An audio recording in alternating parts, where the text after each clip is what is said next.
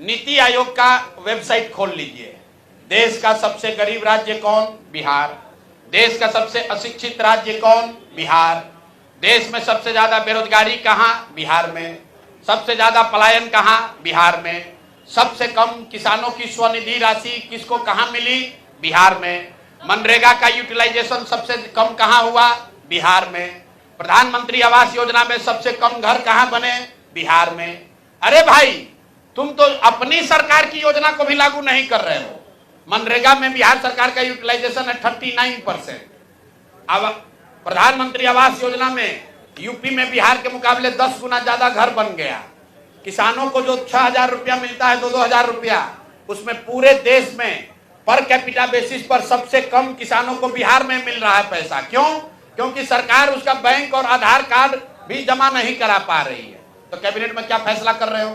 Cabinet में फैसला ये हो रहा है कि 30 वर्ष में पहली बार लालू का डर दिखाकर अब एनडीए को वोट मिलने वाला नहीं है। जनसुराज की व्यवस्था आ गई। अगर जनसुराज नहीं होता तो कैबिनेट में एक प्रस्ताव पारित होता कि लालू का जंगल राज न लौटे, इसलिए एनडीए को वोट दो। अब तो बात चलेगा नहीं। अगर आप कहिएगा लालू का जंगल राज न लौटे तो लोग कहेगा हाँ भाई लालू का जंगल राज न लौटे, लेकिन तुम भी मत लौटो, अब जनसुराज लौटेगा, जनसुराज आएगा। तो अब वो डर से, देखिए इसका डर मैं हमेशा कहता हूं। आप लोग कहते हैं कौन जीतेगा कौन हारेगा।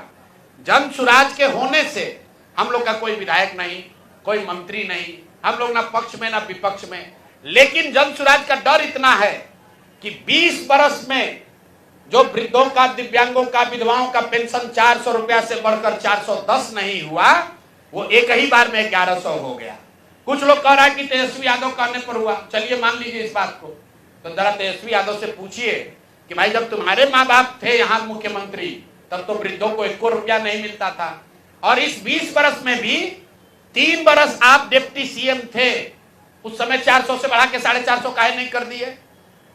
अभी आशा का मानदेय बढ़ गया, रसोईया की सैलरी डबल हो गई। क्यों हो रहा है? क्योंकि ये भय सता रहा है, जनता का डर है। ये जनसुराज का, प्रशांत किशोर का डर नहीं है। ये लोगों को दिख रहा है कि बिहार के लोगों को एक विकल्प मिल गया है। अगर हम काम नहीं करेंगे, बात नहीं सुनेंगे लोगों की, तो जनता हमको हराएगी। और यही तो जनसुराज सिखा रहा है कि अरे भाई नेताओं में ये डर पैदा करो, जनसुराज के नेताओं में भी डर पैदा करो कि अगर काम नहीं करोगे तो जनता तुमको हराएगी। जनसुराज से भी गलत आदमी खड़ा होता है, उसको भी हराइए। हर हालत में जनता के हाथ में ही ताकत है। नेताओं को अकाउंटेबल बनाना है तो आपको काम के आधार पर वोट देना है।